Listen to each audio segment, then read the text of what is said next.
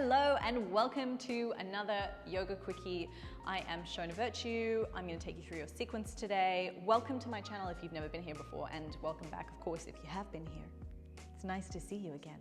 Today's Yoga Quickie has actually come highly requested because a lot of you have been expressing the fact that you're spending a lot of time in chairs, a lot of time kind of hovered over your laptop, and so your posture you're finding is kind of morphing into this golem-esque position. So we're getting tight hips, tight shoulders, we're super flexed, super internally rotated. So today's quickie is just about taking you away from your desk very quickly, but not for very long, to take you into passive open stretches for the hips and the shoulders, but then not forgetting to actively switch on your posterior chain.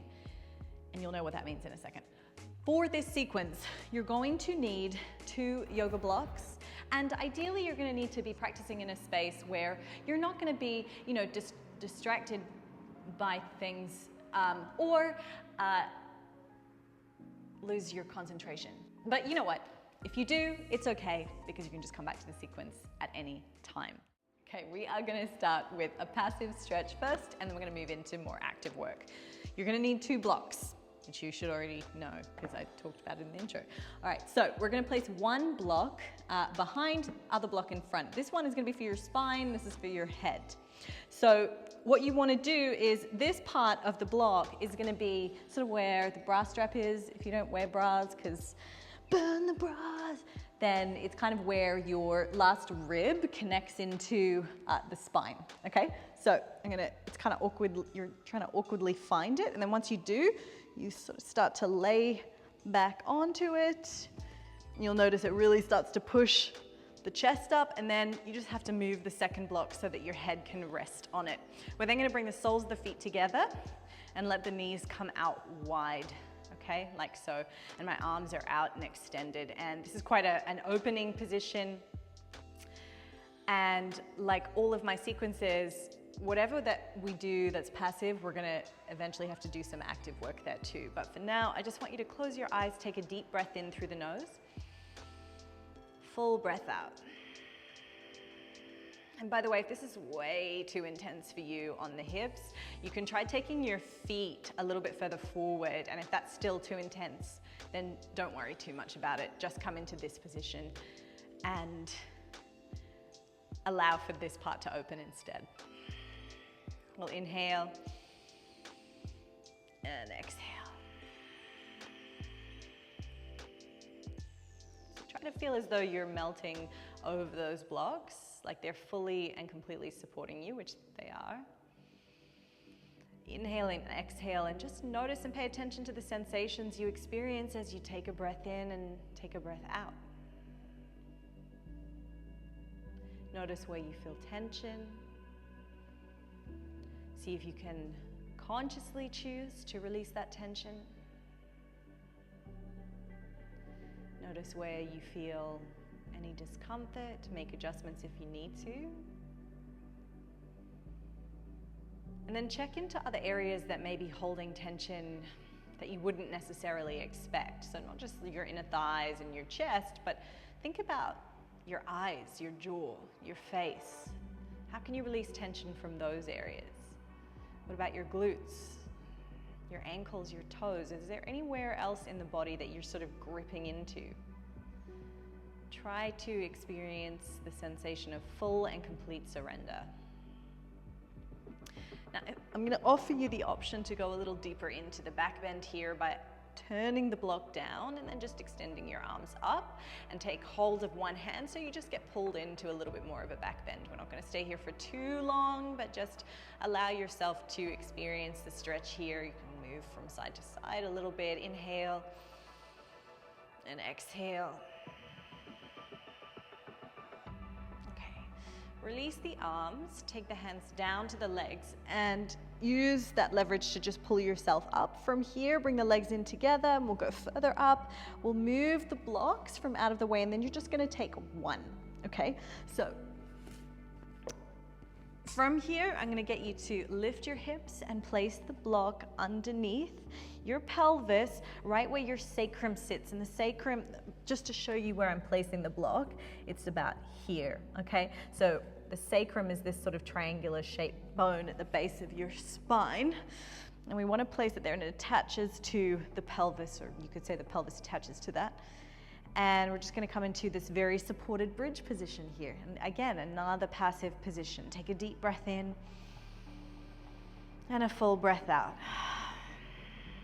And what I'm trying to do is passively release tension and also passively kind of negate what happens when we're in a chair for a long period of time. Okay, so the hips start to get tight, we start to round and hover over our chair.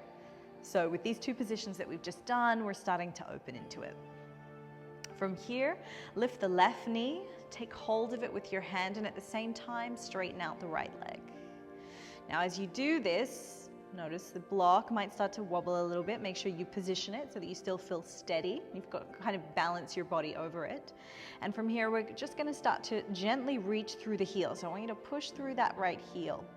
At the same time, pull the left one in and just take a deep breath in, full breath out. Again, inhale and exhale. On this last breath, I want you to take a deep inhale in and feel as though, almost like you had a set of lungs in the area that you need to stretch here. So I want you to breathe in and imagine an expansiveness through the front of the hip, through your abs, through your QL, through anywhere that needs it right now, that feels tight. Inhale and exhale. And when you finish that final exhale, I just want you to really push through the heel. Notice my hips are twisting. Hug that left knee in even more. Really push the right side away, and then we'll release, changing sides. So place the left foot down, right knee hugs in, left leg extends. So moving into a passive stretch on the other side.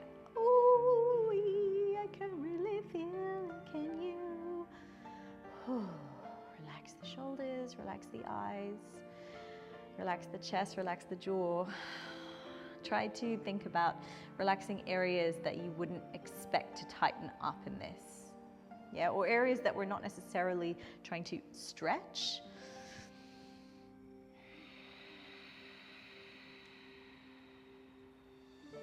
Inhale and exhale. And really on this last breath, we want to feel like we've got that extra set of lungs in the front of the hip. Breathe in, breathe out. And last one, I want you to get active through that left side as you hug the right knee in. Oh, good. Okay. Place the foot back down to the floor. Both feet down so you're in a bridge position. And I want you to take the block away and come into an active bridge. Tuck your tailbone so that your pubic bone looks erect. Looks like you're pleased to see everyone in the room. And if there's no one in the room, just pleased to see yourself, right? Like me, okay. So what I mean by that is I want it to be sort of offensively protruding. So that means glutes are on. We've got this posterior pelvic tilt. Arms by your side. You're gonna lift the right leg off. You're gonna place it back down. You're gonna lift the left leg off. Place it back down, all the while maintaining that erection, okay, through your pubic bone. So we wanna keep that posterior pelvic tilt. Come back down, so none of this. I'm not getting you to just do this, okay, because that's just working your lower back. I want to work your glutes, okay? Keep going. Try not to use your hands too much. The temptation will be to compensate through the arms, but I want you to think about, okay, glute and core doing the work here. This is really working to just, I guess, negate the kind of inactivity that goes on in the glutes when we spend long periods of time sitting. Just a couple more to go.